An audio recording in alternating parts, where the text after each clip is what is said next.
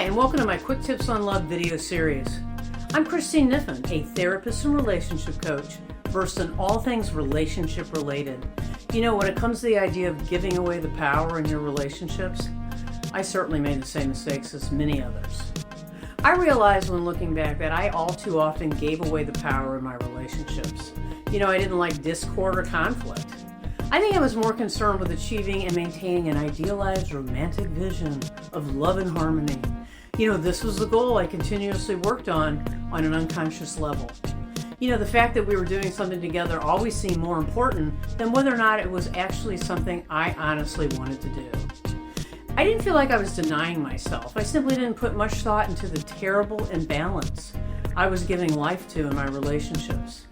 However, in the end, this method never really seemed to pan out.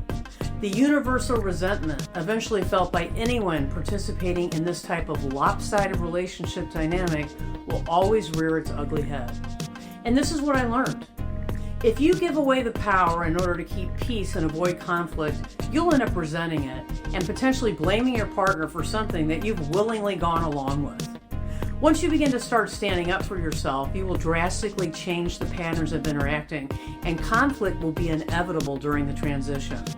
But peace and self-acceptance is in direct correlation to having your authentic voice in a relationship. Work to be your authentic self with all of your thoughts and feelings right from the beginning, and don't let the power imbalance form in the first place. You know, if you can relate to what you've heard, then I encourage you to check out my book, The Art of Relating, A Primer for Love.